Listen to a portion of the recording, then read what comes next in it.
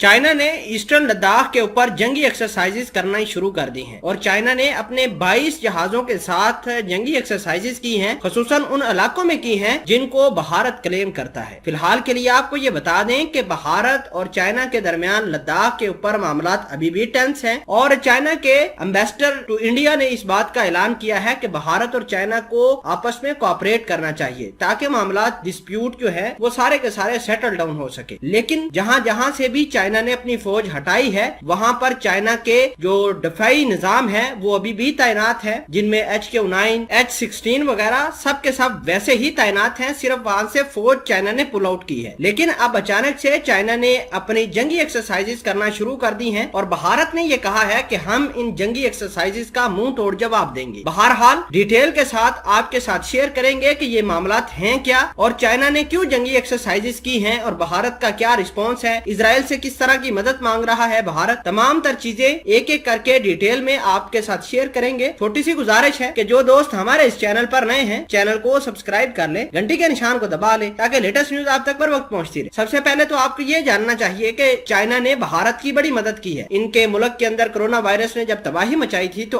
8,000 के करीब चाइना ने ventilator free of cost Bharat को दिए थे और भारत के जहाज जो थे वो चाइना की टेरिटरी इस्तेमाल करते थे दूसरे मुल्क के अंदर जाने के लिए। तो चाइना ने फिलफौर ये कहा था कि आपको जितनी भी मदद चाहिए मेडिकल की वो हम देंगे। इसके अलावा चाइना ने बिलियंस ऑफ मास्क जो थे वो भारत को मुहैया किए। तो चाइना के एम्बेसडर ने ये कहा है कि हमें इसी तरह कोऑपरेट करना चाहिए और एक दूसरे की मदद करनी चाहिए ताकि हमारे जो बॉर्डर के डिस्प्यूट्स हैं जो कि हिस्टोरिक हैं, तारीखी हैं, वो खत्म हो सके। दूसरे नंबर पर चाइना ने अपने J-7 और J-11 जहाज जो थे उनको फजा में उड़ाया है और ऐसी जगहों पर उड़ाया है जिनको भारत क्लेम करता है। अब अल्टीमेटली भारत ने रिस्पॉन्स तो करना था। भारत ने अपने MiG-29 फाइटर जेट लाकर वहां पर बड़ी तादाद में तैनात कर दिए हैं ताकि अगर ये जहाज भारत की तरफ जाते हैं या भारत के ऊपर कुछ ऐसा काम करते हैं जिससे भारत की सॉवरेनिटी ब्रीच होती है तो भारत इन्हीं जहाजों की मदद से चाइना के फाइटर जेट का मुकाबला कर सकते। लेकिन मुकाबला ये नहीं कर सकते, उसकी वजह यह है कि चाइना के फाइटर जेट MiG-29 से बहुत ज्यादा सुपीरियर है। आपको ये भी बता दें कि चाइना ने कहा है कि हम अपनी फौज हटाने के लिए तैयार हैं, सिर्फ भारत अमेरिका की जान छोड़ दे। अगर तो अमेरिका से वो हाथ पीछे करता है हम फिलफौर अपने मामलात बॉर्डर के जो हैं वो सेटल डाउन कर देंगे। दूसरे नंबर पर अहम बात यह है कि डेप्सान इसके अलावा गोजरा के ऊपर चाइना ने अपनी फौज डिप्लॉय की थी पिछले साल, वो पुल बैक कर ली है, वहां से उसने फौज निकाल ली है। लेकिन चाइना के जो HQ-9 और HQ-16 दफाई निजाम है वो अभी तक मौजूद है। इसके अलावा चाइना ने कुछ कंक्रीट का